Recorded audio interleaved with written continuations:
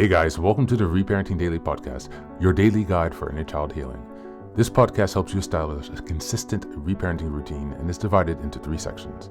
The first is a daily reading, the second is a discussion of the reading followed by suggested journal prompts, and the last section is a peaceful meditation for closing.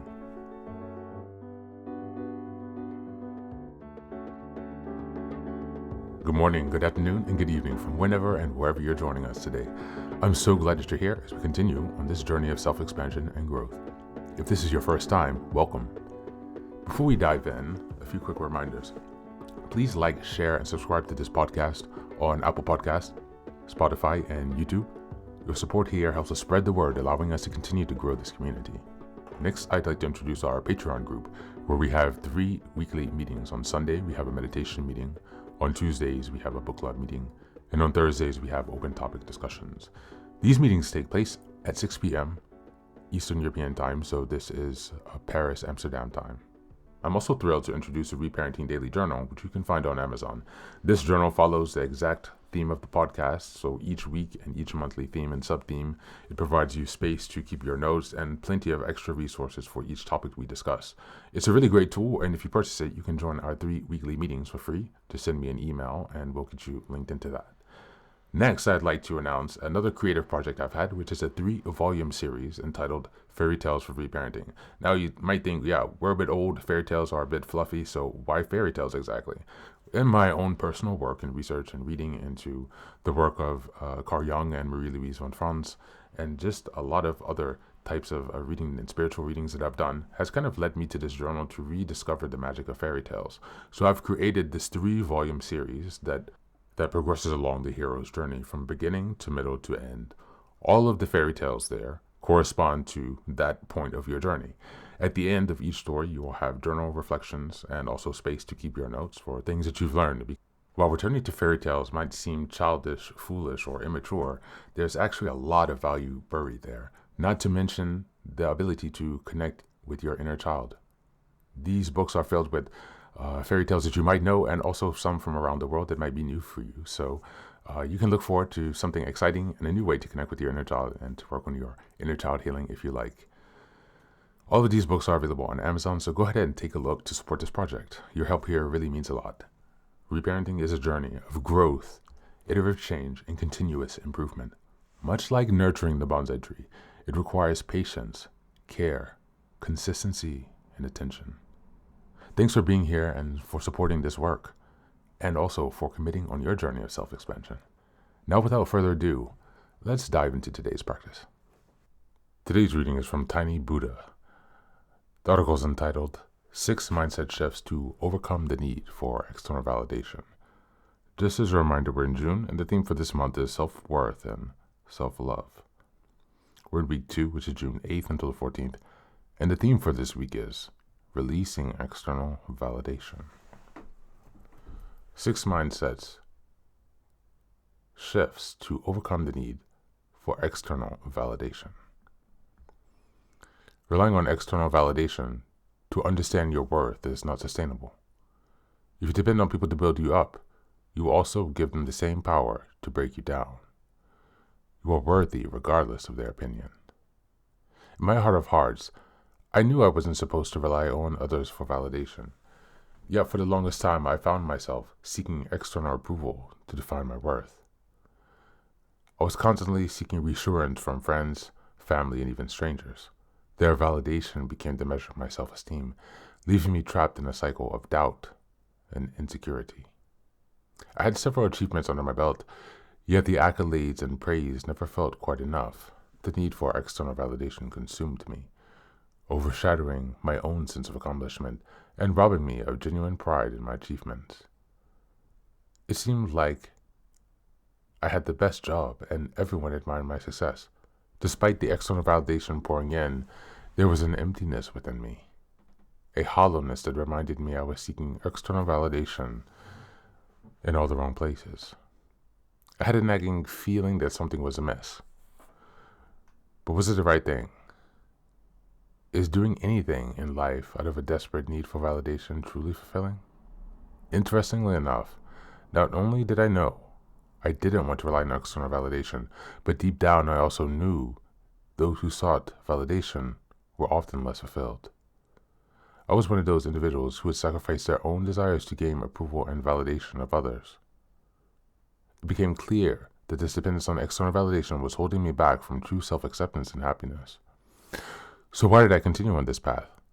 Why did I keep seeking validation from others when I knew deep down it wasn't serving me?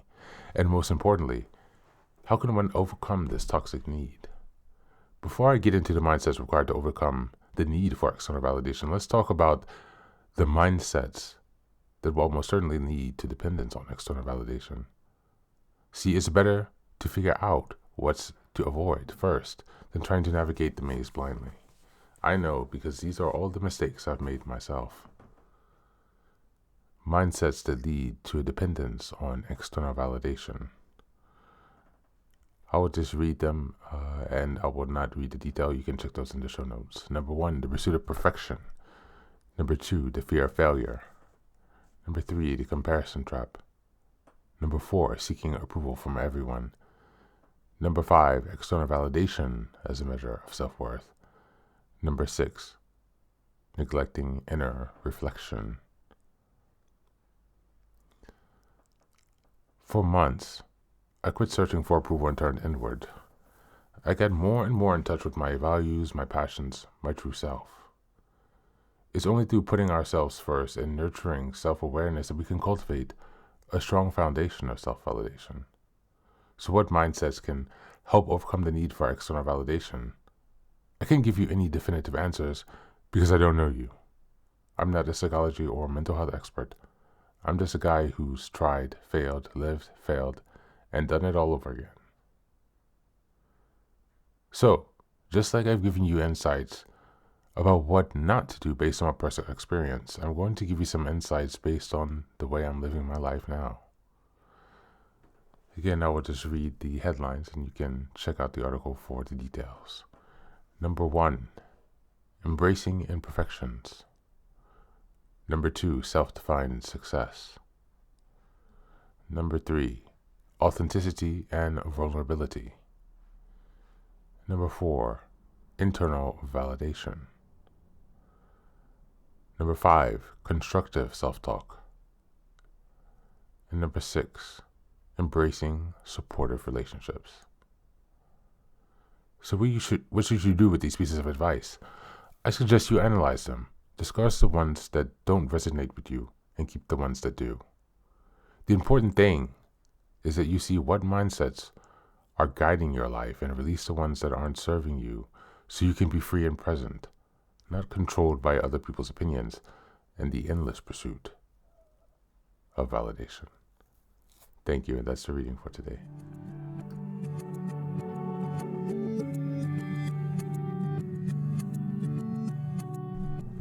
Welcome back. Releasing the need for external validation is essential for reparenting because it marks a moment that we stop outsourcing our self-worth and begin building it from within.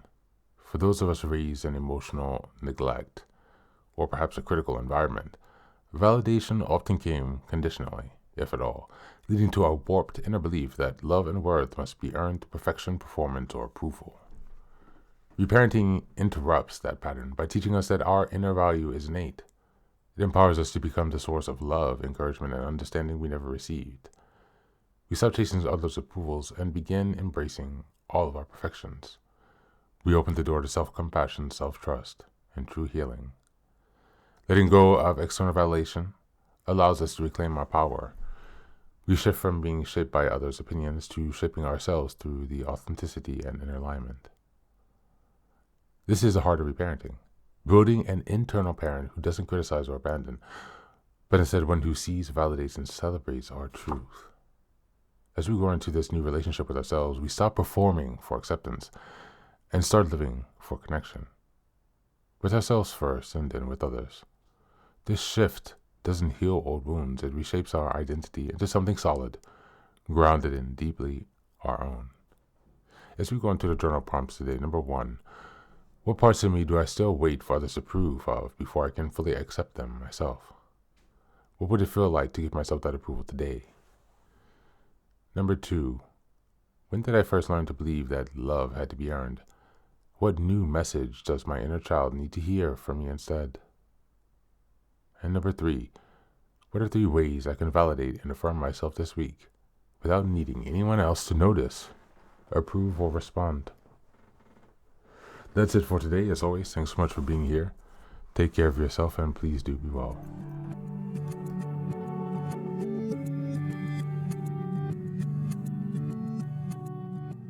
Welcome back. Welcome back. Now, this is the third and final section of the daily podcast. This is your silent meditation. Please go ahead and find a space where you can be comfortable and undisturbed, where you can relax and spend some time with yourself for this 10-minute silent meditation. You can choose to be sitting, standing, lying down, or in whatever position makes you comfortable today. Take a moment to simply be with yourself. Focus on your breath and gently connect with each part of your body. If thoughts arise, don't let them overwhelm you. Just observe them without attachment. Imagine them as leaves drifting down atop a river, passing by without needing your engagement. Stay present, grounded, and open to this moment, no matter what time you are listening and practicing this meditation. Namaste.